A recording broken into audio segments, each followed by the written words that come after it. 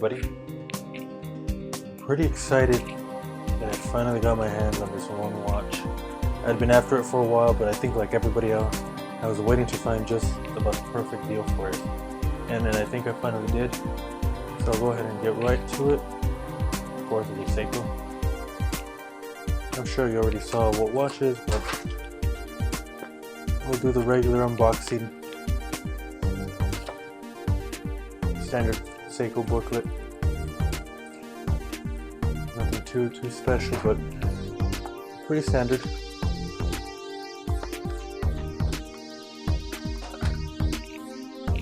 Regular cardboard box opening, and just about a regular Seiko box. Nothing too special about this either. Let's take a look at this. Here it is.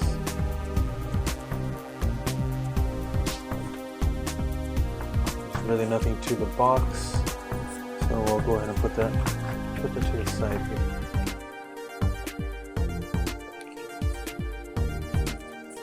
Here it is. Take off the plastic here.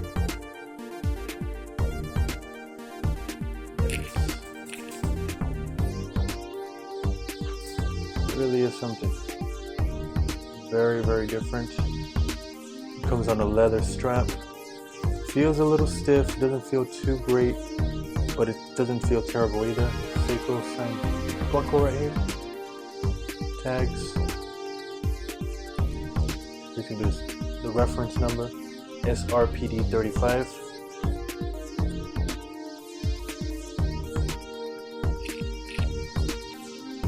Here it is again.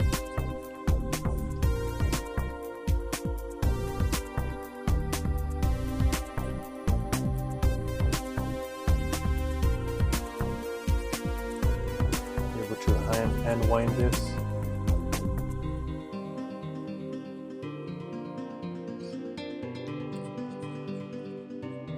Case spec is certainly something that's really cool. Each coordinate there has a little saying. I won't read it to you, but you can see them there.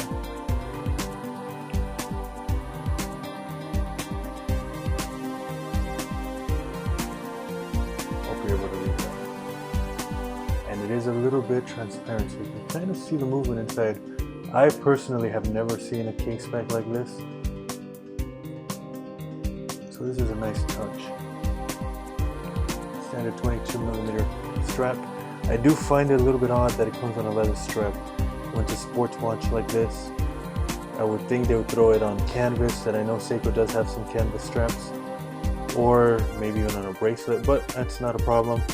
I can tell you now, I'll definitely be throwing this on a rubber strap pretty much as soon as I throw this on the wrist. So why did I particularly like this watch? Oh, that's a nice young crystal right there. So I've always been a big fan of the tuna watches, the tuna line, and particularly I like the fact that they don't normally have lugs. So when I first saw this watch, I did think of the tuna line. That was my first thought. But now holding this, it doesn't too much remind me of it.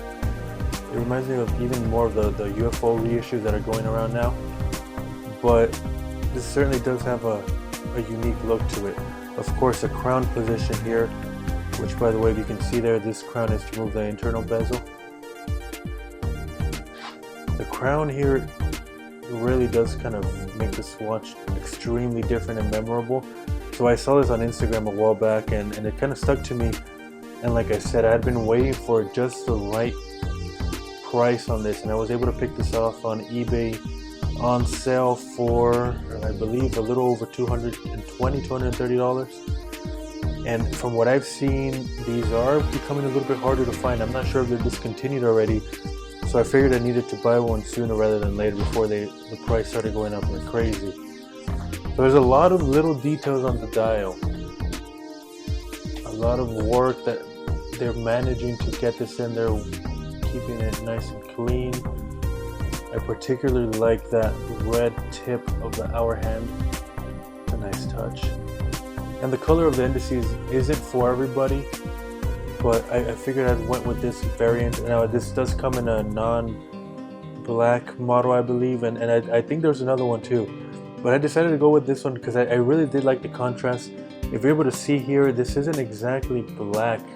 It's almost like charcoal color, and I really do enjoy that.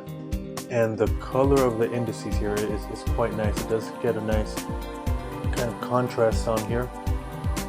And overall, I think at this price, it's difficult to find a unique looking watch like this. There's a better look at that crystal. That is really nice. I will say also that just holding this, I am a little concerned about the size. I know that tunas, and like I said, I was going into this with a tuna mindset. Tunas do wear a lot smaller because of the lack of lugs, but we'll look at the wrist shots right now to see how I feel about it. But this is certainly a cool looking watch. It's very different, unique design, and we'll see how it sits on the wrist. But I'll be wearing this quite a bit, I think, as my kind of my tool watch. You can see there has a water resistance 20 bar.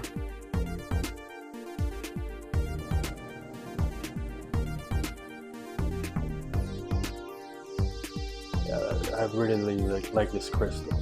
It moves around the light very nicely and interesting to see. So if you can see kind of the profile of it, this is a little different than I expected, and not in a bad way. But like I said, I thought that I was going into this with a tuna mindset, and it's certainly not that.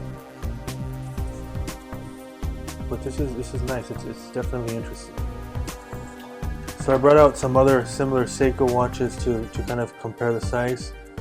This is obviously the Samurai. And here, honestly, the Samurai looks quite a bit bigger. So maybe I will be able to wear this without much of a problem. Samurai does look a little bit bigger. Definitely looks a lot thicker too. But overall, you can see that they're both definitely big watches. They'll have a lot of wrist pressings, and might be difficult for some of the smaller wristed people like me. But I generally don't care about wearing particularly big watches. But anyway, see how the cases are just polar opposites. The Samurai has a very sharp design, a lot of sharp edges that you don't normally see off Seiko. That's actually why I really do like the Samurai line. It's very different to all other Seiko divers. And like this is a polar opposite. It's very round, smooth curves, while this is very sharp and the edges are very defined. Also, I do love this strap. It's on a Barton band. I believe it's an Elite silicone strap. I think it matches perfectly with this, and it's super comfortable. I also brought this Seiko 5 compressor. Everybody, I think if you follow my Instagram page, you've seen this at some point. I do wear this quite a bit. It's been in my collection for a couple of years now, which is rare because I tend to sell them and move on really easily. But again, you can see from the signs that they're both pretty substantial watches. And I would say even similarly in thickness. I'll have the dimensions on the screen for you.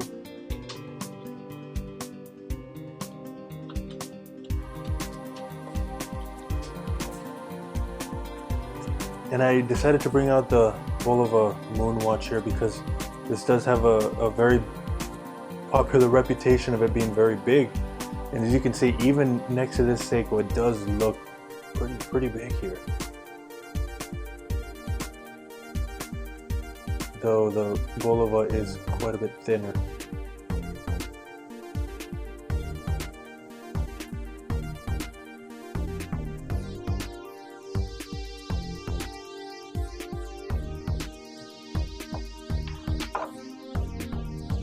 One last time.